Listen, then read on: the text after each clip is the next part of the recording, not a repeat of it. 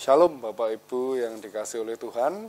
Kita bertemu kembali dalam Pera Online GUPDI Jemaat Pasar Legi Surakarta. Kita akan merenungkan kebenaran firman Tuhan, namun sebelumnya mari kita berdoa. Tuhan Allah Bapa kami yang kami kenal, di dalam nama Tuhan Yesus Kristus, pada hari ini Tuhan kami akan bersama-sama belajar firman Tuhan. Kiranya Engkau sendiri yang akan menerangi hati dan pikiran kami, menyatakan kebenaran-Mu melalui renungan firman Tuhan yang sebentar akan kami dengar. Terima kasih ya Tuhan, di dalam nama Yesus kami sudah berdoa. Amin. Bapak Ibu yang dikasih oleh Tuhan, tema renungan kita pada hari ini adalah malapetaka sebagai bentuk dari teguran Allah. Banyak orang yang berpikir bahwa menjadi orang Kristen itu kita menjadi kebal terhadap malapetaka dan kesulitan-kesulitan hidup. Karena Tuhan pasti memberkati, melindungi kita dan menghindarkan kita dari berbagai macam bentuk bencana. Namun benarkah demikian? Apakah Tuhan selalu memberkati dan melindungi? Di dalam Alkitab kita melihat beberapa kali dicatat, justru Tuhan Allah yang menjadi sumber bencana dan malapetaka yang dialami oleh manusia. Mari kita lihat dalam Ulangan 28. Apa yang terjadi ketika bangsa Israel tidak mau mendengar suara Allah dan tidak mau taat terhadap perintahnya yang disampaikan melalui perantaraan Nabi Musa. Ulangan 28 ayat 20 sampai 22. Tuhan akan mendatangkan kutuk, huru-hara dan penghajaran ke antaramu dalam segala usaha yang kau kerjakan sampai engkau punah dan binasa dengan segera karena jahat perbuatanmu, sebab engkau telah meninggalkan aku. Tuhan akan melekatkan penyakit sampar kepadamu sampai dihabiskannya engkau dari tanah kemana engkau pergi untuk mendudukinya. Tuhan akan menghajar engkau dengan batuk kering, demam dan sakit radang, kekeringan, hama dan penyakit gandum. Semuanya itu akan memburu engkau sampai engkau binasa. Nah, mengerikan sekali bukan? Ya, kita akan melihat contoh yang lain lagi. Nah, contoh yang lain masih dari Perjanjian Lama, yang malapetaka yang ditimbulkan oleh Tuhan. Ya, Raja Yerobeam mengutus istrinya untuk menemui Nabi Ahia. Ya, Raja Yerobeam ini punya seorang anak. Nah, ketika saat itu anaknya ini sedang sakit. Nah, raja ini kemudian mengutus istrinya untuk menemui Nabi Ahia. Namun Nabi Ahia telah mendapat perintah dari Allah untuk menyampaikan bukan sebuah kabar yang baik, tapi menyampaikan kabar yang buruk bagi keluarga raja tersebut yang telah melakukan perbuatan jahat di mata Tuhan.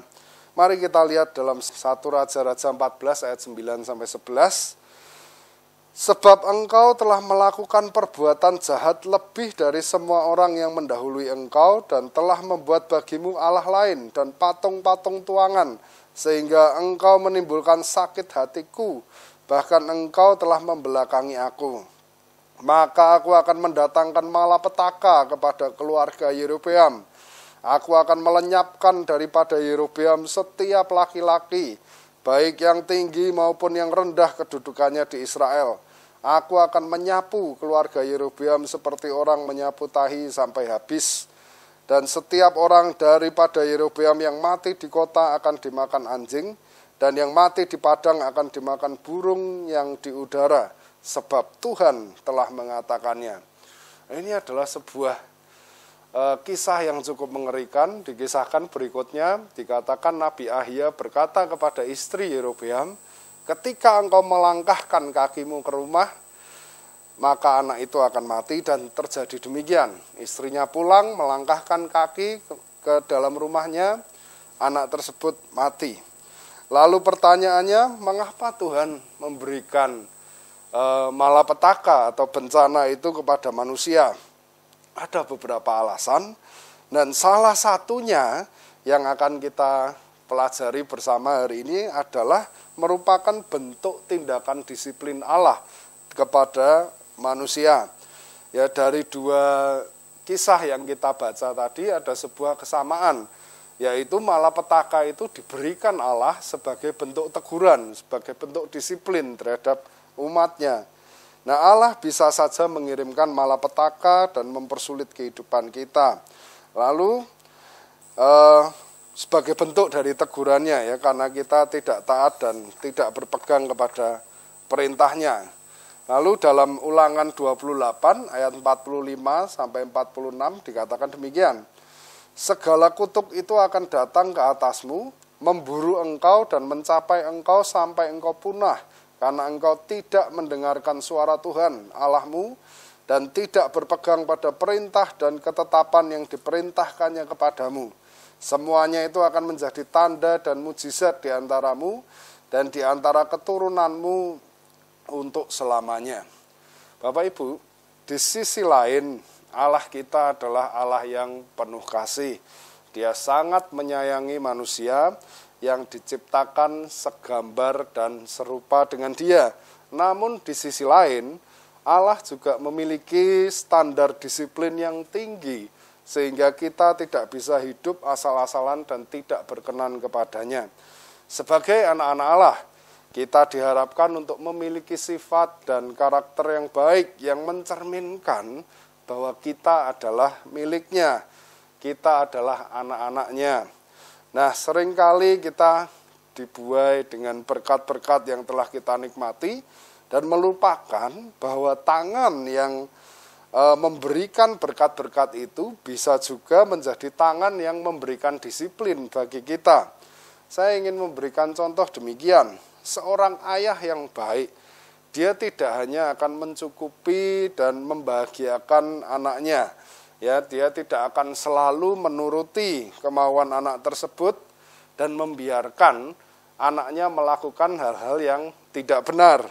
Nah, seorang ayah yang baik, dia tentu akan memberikan teguran, memberikan arahan, dan memberikan tindakan disiplin bagi anak-anaknya yang berkelakuan tidak baik. Supaya apa? Tujuannya apa? Nah, tujuannya supaya anak itu tahu bahwa apa yang dilakukannya itu salah. Dan ayahnya tidak berkenan melihat kenakalannya tersebut.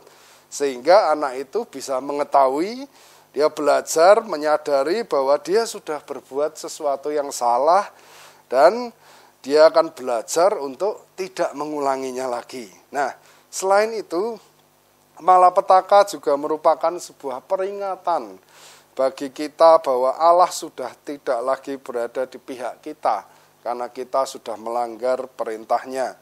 Dalam Ulangan 31 ayat 17 dan 18 dikatakan, pada waktu itu murkaku akan bernyala-nyala terhadap mereka. Aku akan meninggalkan mereka dan menyembunyikan wajahku terhadap mereka, sehingga mereka termakan habis dan banyak kali ditimpa malapetaka serta kesusahan. Maka pada waktu itu mereka akan berkata, bukankah malapetaka itu menimpa kita oleh sebab Allah tidak ada di tengah-tengah kita?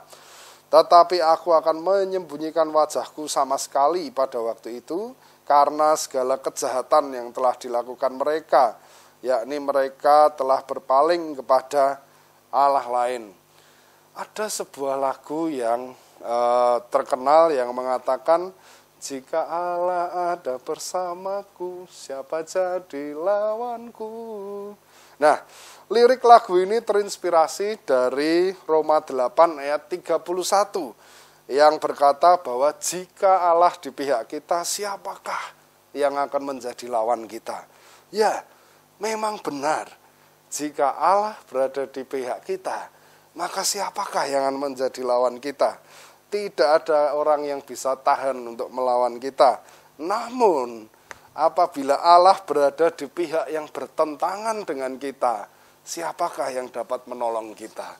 Tidak ada. Oleh karena itu, jika saat ini kita sedang mungkin mengalami malapetaka, berbagai kesulitan dalam kehidupan kita, marilah kita memeriksa diri kita sendiri dengan jujur. Apakah mungkin Tuhan sedang menegur kita melalui pengalaman tersebut. Adakah dosa-dosa dan pelanggaran yang perlu kita selesaikan di hadapan Tuhan? Mari kita bersama-sama mawas diri masing-masing. Mungkin saat ini Tuhan tidak berada di pihak kita. Bahkan justru Dia berada di pihak seteru-seteru kita. Karena hidup kita tidak berkenan kepadanya. Oleh karena itu, marilah kita datang kepadanya. Kita merendahkan diri di hadapan Tuhan. Mengakui segala dosa dan keterbatasan kita. Dan ketika kita datang kepada Tuhan dengan hati yang hancur, maka Dia akan memberikan pengampunan kepada kita. Seperti Yunus yang berdoa di tengah kesulitannya, di dalam perut ikan besar yang dikirim Allah untuk menyadarkannya. Marilah kita berpaling kembali kepada Allah di tengah kesulitan-kesulitan hidup kita. Jikalau kita berbalik kepada Tuhan, mendekat lagi kepada Tuhan, maka Tuhan Allah yang akan menjadi benteng perlindungan kita di tengah masa-masa yang sulit. Saya akan menutup dengan sebuah ayat yang diambil dari Mazmur 91 ayat 9 sampai 11. Dikatakan di sana, sebab Tuhan ialah tempat perlindunganmu, yang maha tinggi yang telah kau buat tempat perteduhanmu. Malapetaka tidak akan menimpa kamu, dan tulah tidak akan mendekat kepada kemahmu, sebab malaikat-malaikatnya akan diperintahkannya kepadamu, untuk menjaga engkau di segala jalanmu. Marilah kita kembali kepada Tuhan, mendekat kembali kepada Tuhan, menjadikan Tuhan kembali berada di pihak kita, sehingga siapapun yang menjadi lawan kita, kita tidak perlu khawatir. Karena tangannya yang perkasa akan menjaga kita di setiap jalan yang harus kita tempuh. Amin. Mari kita berdoa. Ya Tuhan, hamba-Mu telah selesai menyampaikan renungan, kebenaran firman Tuhan yang telah disampaikan kiranya dapat menjadi teguran, dapat menjadi kekuatan bagi kami, dan biarlah benih-benih firman Tuhan itu tertanam dengan baik dan dapat bertumbuh, berbuah dalam kehidupan kami. Berkatilah kami semua yang telah mendengarkan renungan ini, dan jikalau dalam kehidupan kami telah berbuat hal-hal yang tidak berkenan di hadapan Tuhan, kami mau merendahkan diri di hadapan Engkau, kami memohon ampun atas segala dosa dan kesalahan yang telah kami lakukan, dan kiranya kami dapat terus mendekat kepada Engkau dan memperoleh berkat-berkat yang terkandung di dalam hubungan yang baik antara manusia dengan Tuhannya. Terima kasih Tuhan. Di dalam nama Tuhan Yesus Kristus kami sudah berdoa. Amin.